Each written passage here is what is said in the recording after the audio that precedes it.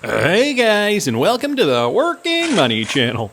Sentiment here posting this. Now XRP has decoupled. It's decoupled, guys, from the altcoin pack, surging another 14% and breaching the $2.50 resistant mark for the first time in 12 days. Now, there is a reason for this. Of course, I'm sure you guys all know, wallets with at least 1 million XRP now hold 46.4 billion coins, as they have accumulated 6.5% more over the past 2 months alone. So this trend has steadily been increasing over the last few months. Address activity has also exploded in the month of March, seeing approximately 6x more unique wallets interacting on the network in March compared to earlier months. So here are some of the metrics. XRP market value did jump 14%.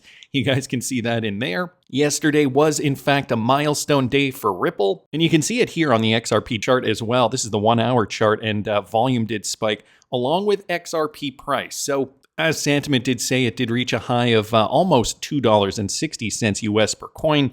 Right now, 1 XRP is currently going for just under $2.49. You can see on the micro time frame, we're seeing a bit of a double top pattern here. So could we see XRP come back down again? I mean, these levels are, it's looking more and more promising. We needed that catalyst event to get up, butting up against this level here of resistance right around here. So this level here, the $2.34 level, that's now certainly been broken with conviction. And the catalyst news, of course, is this. This is it, the moment we've been waiting for. The SEC will drop its appeal. A resounding victory for Ripple, for crypto, every way you look at it. And when we got this earlier today, the XRP community was rejoicing. As many of you know, just over 4 years ago, the United States SEC filed its lawsuit against Ripple. I'm finally able to announce that this case has ended. It's over. Sitting here today and reflecting on 4 years ago, it seems very clear to me that this case was doomed from the start. In so many ways, it was the first major shot fired in the war on crypto. I truly felt like I knew then that Ripple was not only on the right side of the law, but I felt that we were also going to be proven to be on the right side of history. It really, I think, sends an ominous sign for innovation around cryptocurrency in the United States.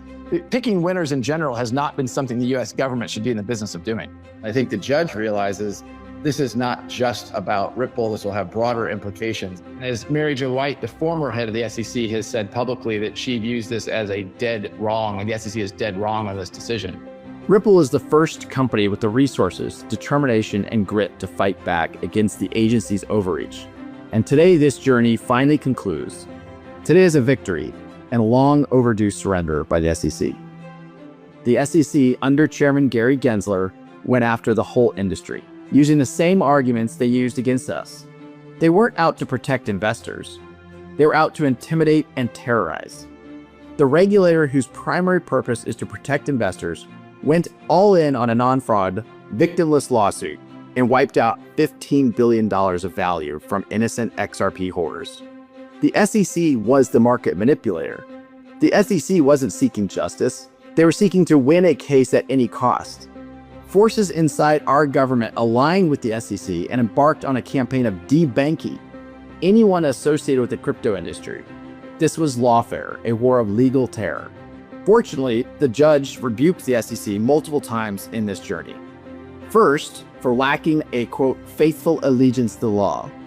The SEC was sanctioned in our case for discovery abuses, and the pattern was repeated in other crypto cases. Well, let's just say they're trying to confuse you.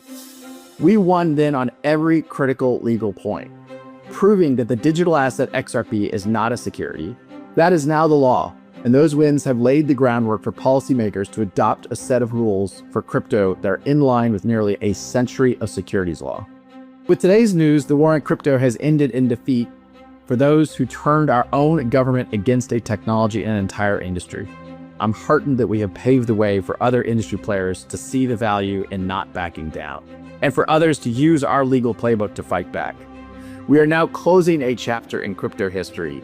I think we are all stronger for our prior litigation successes and today's landmark victory. Progress is worth fighting for. We won multiple pro-crypto victories at the ballot box last year. It's time to make the US the crypto capital of the world. Thankfully, we have new leadership in executive and legislative branches of our government. That leadership is actively seeking a rational and constructive way forward on crypto. Let's make the most of this. This is an incredibly promising moment. Let's come together. Let's leave the tribalism behind. Let me make it clearer that my main message, what Ripple's main message today, is about gratitude. It's gratitude to everyone who stood by us, to every Ripple employee, to the incredible legal team here at Ripple, led by the best chief legal officer in the business, Stu Alderodi. Gratitude certainly to the XRP family, to our customers, to our partners. Thank you. We couldn't have won this battle without all of you being behind us and working together. I truly believe we all agree there's immense opportunity with the largest economy in the world finally taking a pro-crypto and pro-innovation approach to build this technology in order to solve real-world problems for people around the planet. This was a fight Ripple never wanted, but one we knew we had to win. And today, emphatically, we have. Thank you. I thought I'd play that video in its entirety. Ripple deserves it. The XRP community deserves it. We've been through quite a lot, and Stuart Alderodi echoing the same. Today, Ripple moves forward stronger than ever. This landmark case set a precedent for the domestic cryptocurrency industry. With the SEC dropping its appeal, Ripple is now in the driver's seat. So guys, this is an important point now to the case, to what's going to happen next. So we're going to evaluate the best way to pursue our cross appeal. Bob Way even came out in support. This is the best news I've heard in ages. Congratulations to Brad, Chris, and Ripple. The future is bright. So much left to be built. And the blockchain backer also commented, this journey was so long. I can sympathize with this. I feel like it has been so long, so long. Even when the lawsuit started, I had already been doing my channel for about 2.5 years at that point. And, at this point here, these 4 years felt like the longest for sure.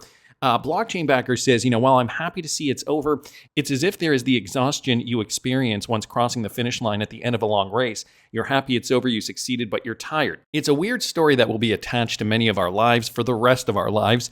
We had to stick with it for over 4 years, having faith this would be the outcome. It was always going to be part of the story, the victory. I will sleep tonight for the first time since December of 2020 without being an overhang. It's a strange reality because now it's time to see if it can live up to what it is supposed to be. So guys, that is the next step. Boy, I'm glad that chapter is over, but the best part of the story is still being written. So yeah, what's going to happen next is really going to be super exciting for us XRP holders, for XRP price. Even Charles Gasparino made good on his word, and he took John Deaton out for a steak dinner. Now, of course, yours truly here had to be a little cheeky. Of course, Charles Gasparino eats his steak with ketchup. Can you believe this guy? Sad. Ha! So what is really going to happen next? Ripple CEO Brad Garlinghouse gives clarity on what happens next with Ripple's potential cross appeal. So here's a clip of Brad. It's a 7-minute clip. Not going to play this full clip, but I wanted to play you guys a couple of segments here outlining what has just happened and outlining where we could go next. Listen to this. And of course, this has been a long battle. How much certainty does this provide? Is the entire case over? So this provides a lot of certainty for Ripple, for frankly me personally, because the SEC had sued me. The SEC has abandoned their appeal. And so they filed suit in December of 2020. We won on the key parts of the case in the summer of 23. Judge Torres made a ruling that XRP in and of itself was not a security. That's almost a verbatim quote. The SEC filed an appeal about 8 months ago, and what they've now agreed is that they're going to drop that appeal. We still have a cross appeal pending, and so we go from being defendant really to plaintiff. So we now are in the driver's seat to determine how we want to proceed. Are you dropping it? We're going to see. It feels a lot better to be on the offense than the defense. At 4 years, we spent over $150 million defending that case, not just for Ripple, but for the whole industry. I think it was really important that this SEC, the Gensler SEC, was really trying to bully and continue lawfare, filing lawsuits against crypto companies. That's over now, and I think that's great for the U.S. crypto industry and, frankly, great for crypto at large. I mean, to that end, if you're looking at a new SEC, why not drop the case at this point? Why not clear the why not clear the water? Well, that certainly is an option. I mean, again, it's clear the SEC has said, they, I think in retrospect, never would have brought this case. The judge did rule in certain instances back in 2015 and 2016, some XRP sales that we sold to accredited investors, to institutions, that those had constituted a security. And so there was a $125 million fine that's sitting in escrow.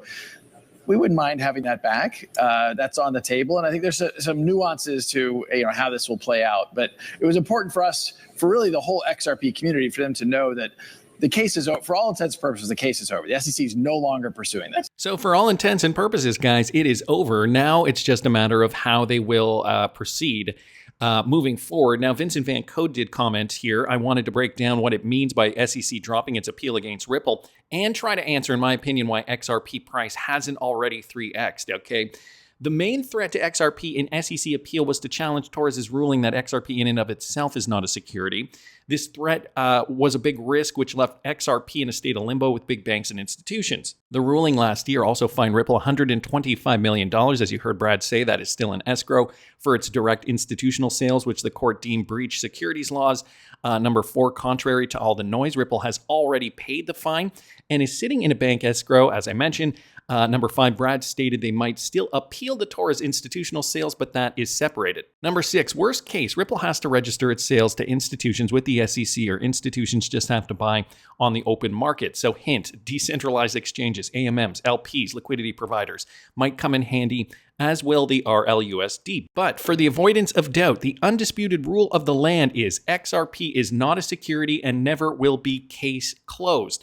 Ripple and its 1,500 customers and partners no longer have to feel the threat of the SEC. The rest of the case, Ripple appeal is just noise, and like every major institution, it's business as usual. So really now, Ripple is in the driver's seat. They have to make the next move. Vincent Van Code goes on by saying, okay, I've been watching price and there is still very little volume. So that is interesting too, despite the fact that we did see, this original pump over the hour where we did get the news, the volume has petered off and we're not really seeing that much anymore. He says most of it market manipulation, trading bots, the big players will start accumulating as required, but they are not trigger happy, at least not yet. This is possibly why we did see, the purchasing ramp up earlier on over the last several months.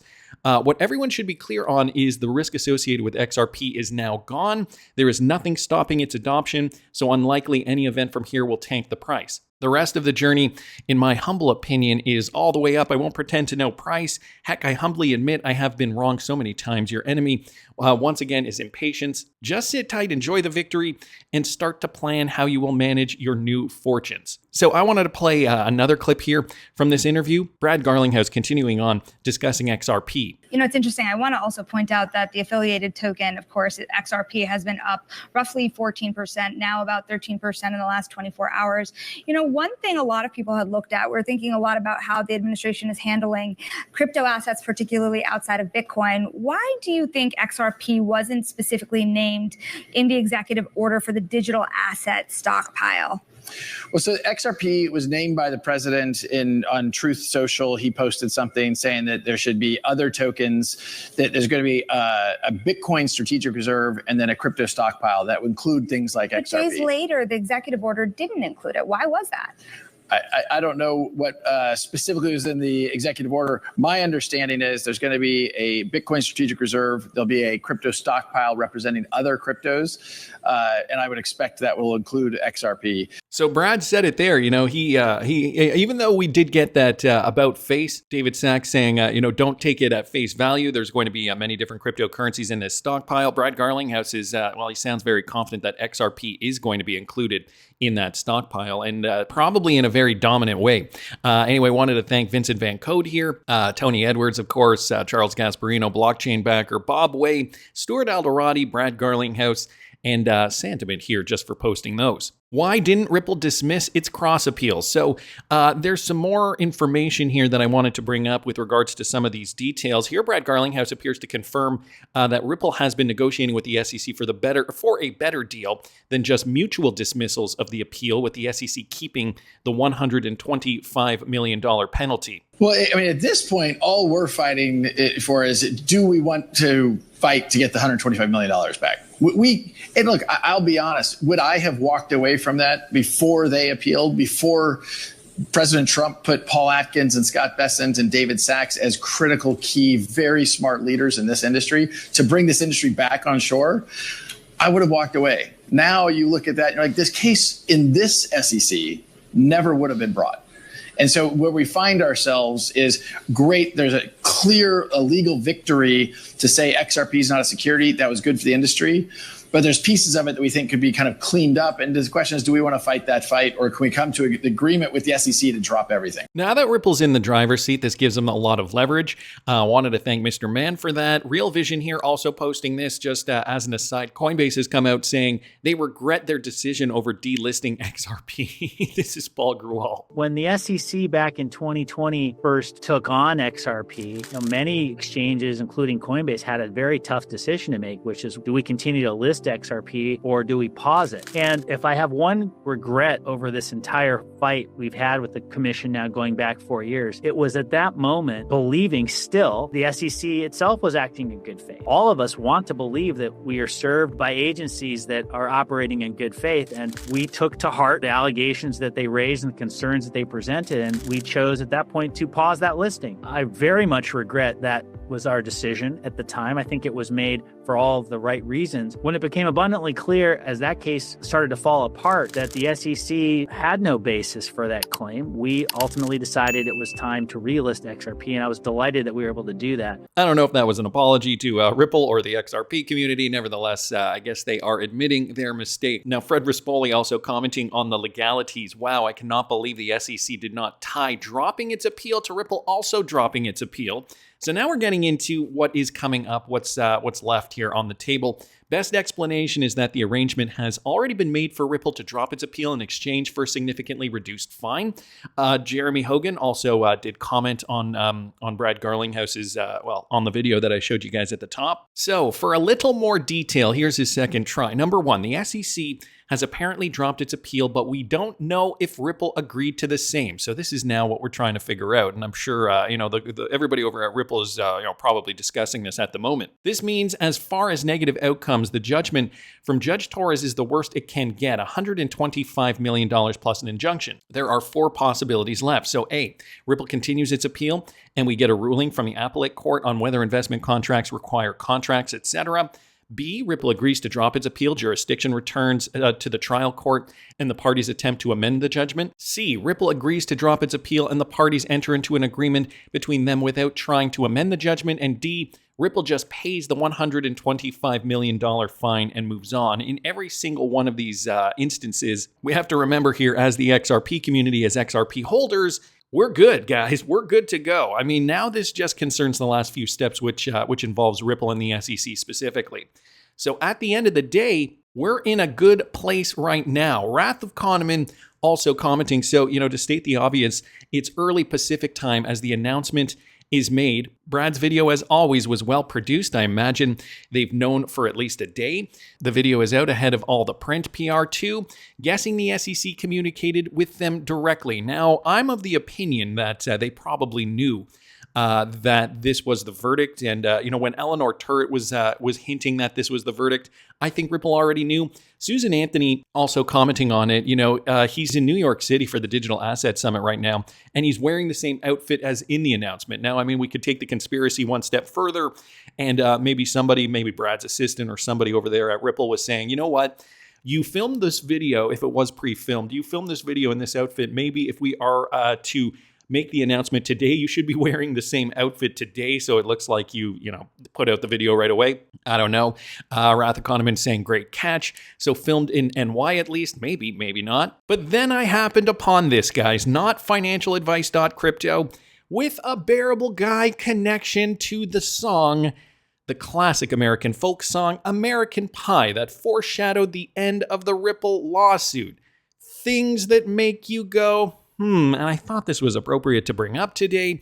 So could it be? And I'm not going to play this. I'm not going to play this video because, of copyright reasons. But I want to just go over the lyrics that are being quoted here. It's only a 35-second clip, and I'm going to go over some of this. When the jester sang for the king and queen in a coat he borrowed from James Dean.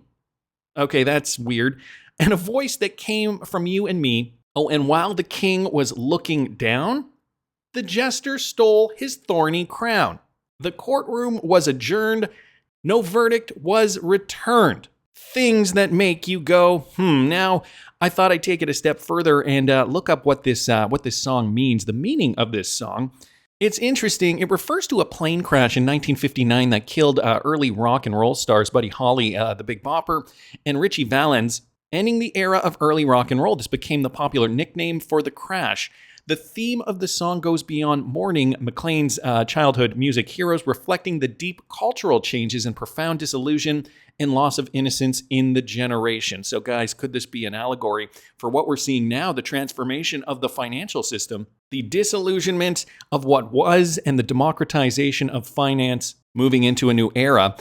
So the early rock and roll generation that took place between 1959, the 1959 plane crash, and either late 1969 or 1970. The meaning of the other lyrics, which cryptically allude to many of the jarring events and social changes experienced during the period, have been debated over decades. McLean repeatedly declined to explain the symbolism. But guys, I mean, even just taking a look at this, moving out of an old framework into a new framework, the same thing that happened to rock and roll between the 1960s and how that changed later on. I don't know. Is there a connection?